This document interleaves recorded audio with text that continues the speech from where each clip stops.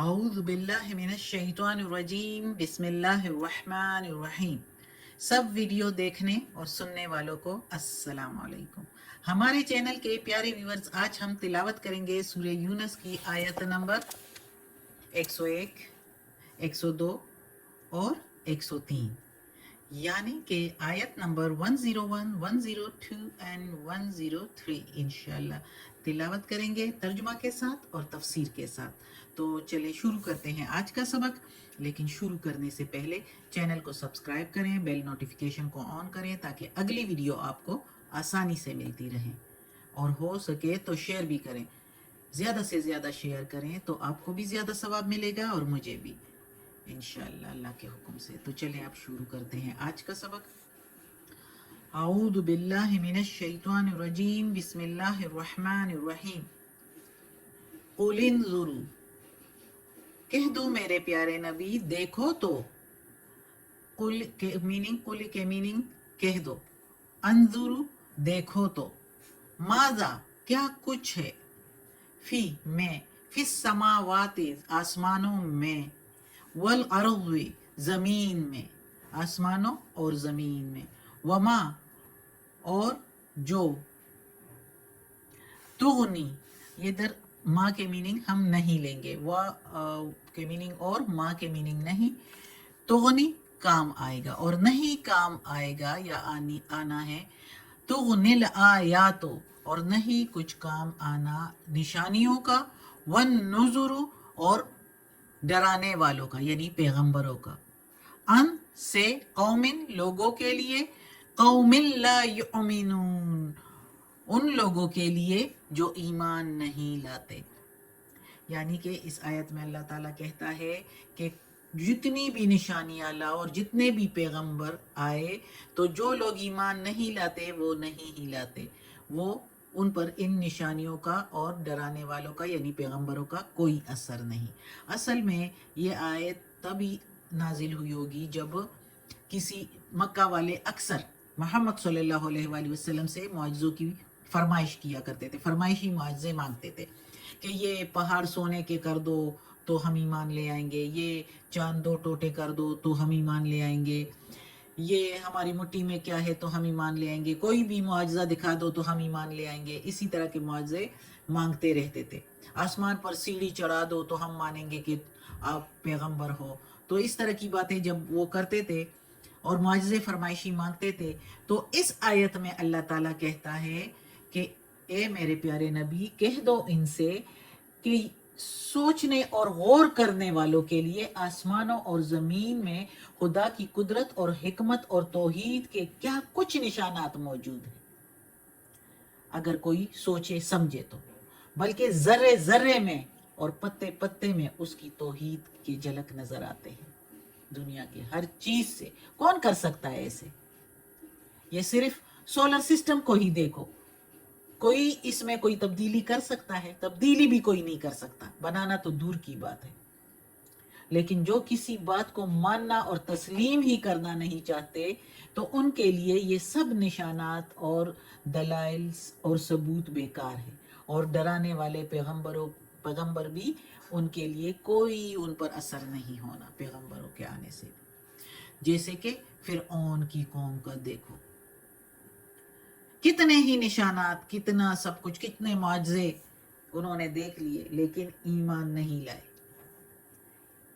اور آخر جب ڈوبنے لگے تو پھر ایمان لانے کی وہ کہنے لگے، لیکن پھر اس وقت توبہ قبول نہیں ہوتی۔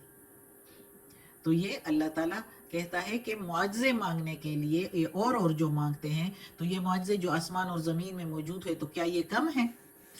اگلی آیت میں پڑھتے ہیں، اللہ تعالیٰ کہتا ہے فَهَلْ پھر کیا نہیں، يَنْتَظِرُونَ پھر بلکہ نہیں وہ انتظار کرتے، يَنْتَظِرُونَ وہ انتظار کرتے، إِلَّا سوائے، مثال اس کے یا ان جیسے، ایام دنوں، ایام الذین خلو سوائے اس جیسے دنوں کے جو گزر چکے، خلو گزر چکے ہیں، من قبلہم ان سے پہلے، من کے میننگ سے، قبلی کے میننگ پہلے، ہم کے میننگ ان سے، قل کہہ دو میرے پیارے نبی. قل کے میننگ ہے کہہ دو، لیکن میرے پیارے نبی ہم عزت سے اور پیار اور محبت سے کہتے ہیں. فانتظروا پس انتظار کرو. فانتظروا انی معکم من المنتظرین. پس تم انتظار کرو، میں بھی ساتھ تمہارے. معکم ساتھ تمہارے، انی کے میننگ میں. معکم من المنتظرین ساتھ تمہارے انتظار کروں گا، یعنی میں بھی انتظار کروں گا اور تم بھی انتظار کرو اور دیکھو کہ کون سیدھے راستے پر ہے. اب اس آیت میں اللہ تعالیٰ کہتا ہے کہ یہ لوگ جو ہے جو ایمان نہیں لاتے اور معجزے پہ معجزے مانگنے کی فرمائشیں کر رہے ہیں، تو یہ ان کا اور کوئی مطلب نہیں، بس یہ انتظار میں ہے کہ وہ دن آئے تو تب ہم ایمان لائیں گے، اور تب ایمان لانا پھر قبول نہیں ہوتا. یہ ان دنوں کے انتظار میں ہے جو ان سے پہلے قوموں پر وہ وقت اور وہ دن آئے تھے، جیسے کہ نوح علیہ السلام کی قوم پر، موسیٰ علیہ السلام کی قوم فرعون پر جب آیا تھا یہ وقت، لوط علیہ السلام کی قوم پر جب پتھروں کی بارش ہوئی تھی، صالح علیہ السلام کی قوم پر آندھی اور طوفان آیا تھا، اور اس طرح شعیب علیہ السلام کی، یعنی ان تمام پچھلی قوموں کی طرح یہ بھی اس انتظار میں ہے کہ وہ دن آئے، اور وہ دن جب آئے گا تو پھر سب کچھ کھل جائے گا. پھر یہ کہیں گے ایمان لاتے ہیں، لیکن پھر ایمان لانا قبول نہیں ہوگا. میرے پیارے نبی کہہ دو ان سے کہ انتظار کرو. جب اگر تم انتظار کرنے کے لیے بیٹھے ہوئے ہو، میں بھی تمہارے ساتھ انتظار کر رہا ہوں. اور پھر کیا ہوا؟ مکہ فتح ہوا. محمد صلی اللہ علیہ وآلہ وسلم اور مسلمان مکہ فتح کر کے اور ان سب کو ذلیل و رسوا کر دیا، اور کچھ تو بھاگ گئے اور کچھ جو ایمان لے آئے تو انہوں نے اپنے دین اور دنیا دونوں کو بہتر کر دیا اپنے لیے. اگلی آیت میں ہے ثم پھر ننجی نجات دے دی ہم نے رسولنا اپنے بھیجے ہوئے کو. رسولنا، رسولہ کے میننگ پیغمبر، بھیجے ہوئے، نا کے میننگ ہمارے. والذین اور جو آمنو ایمان والے تھے، کذالک اسی طرح، یعنی ہم نجات دے دیتے ہیں اپنے بھیجے ہوئے کو اور اس کے ساتھ ایمان والوں کو اسی طرح. حقاً حق ہے ہم پر، یا ذمہ ہے ہم پر، علینا اوپر ہمارے، حق ہے اوپر ہمارے یا ذمہ ہے اوپر ہمارے، ننجل مؤمنین نجات دینا مومنوں کو، ساتھ دینا مومنوں کا. اب اس آیت میں اللہ تعالیٰ صاف ستھرا کہہ رہا ہے کفار کو کہ مان جاؤ، مانتے نہیں ہو تو ہم تو نجات دے دیں گے، اپنے بھیجے ہوئے پیغمبروں کو بھی بچا لیں گے، اپنے جو ایمان والے بندے ہیں ان کو بھی بچا لیں گے، جیسے کہ پہلے بھی بچایا ہے. پہلے بھی جتنی قوموں پر عذاب آئے ایمان والے بچائے گئے. ایون نوح علیہ السلام کی قوم پر کیسے بڑا کہ پوری دنیا پر وہ عذاب آیا تھا، اور نوح علیہ السلام اور اس کے ساتھ جو ہمراہ تھے ایمان والے ان کو کشتی میں بٹھا دیا تھا. ایسے سیلابوں کے آگے تو کشتیاں بھی کچھ نہیں، لیکن جب اللہ کا ساتھ ہو تو اللہ بچانے والا ہے. پھر تو اللہ نے ان کو بچا دیا، اور باقی ساری دنیا والوں پر سیلاب آ گیا تھا اور وہ ڈوب گئے جس نے کفر کیا. تو وہی اللہ تعالیٰ کہتا ہے کہ ہم بچا لیتے ہیں اپنے بھیجے ہوئے پیغمبروں کو اور ایمان والوں کو، اسی طرح بچا لیتے ہیں، اور ان کا بچانا ہم پر حق ہے. ہم اپنا حق سمجھتے ہیں کہ جو میری راہ میں قربانیاں دیتے ہیں اور میری راہ پر چلتے ہیں، پرہیزگاری کرتے ہیں، تو وہی مومن لوگوں کا بچانا میرا حق ہے، میرا ذمہ ہے. صدق اللہ العظیم. آج کا سبق ختم ہوتا ہے. اللہ ہمیں توفیق دے اس قرآن مجید کا ترجمہ مکمل کرنے کا اور اس پر عمل کرنے کی توفیق دے.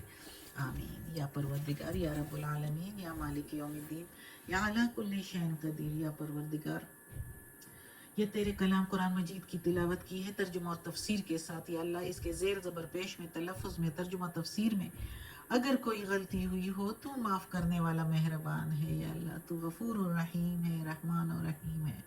یا اللہ ہمیں عافیت والے معاملات دے، ہماری بیماریاں، تکالیف، پریشانیاں اور برائیاں ہم سے دور کر دے. یا اللہ، یا پروردگار ہمیں اپنے نیک اور صالح لوگوں میں شامل کر دے. یا اللہ ہمیں اپنے نیک اور صالح لوگوں میں شامل کر دے. آمین.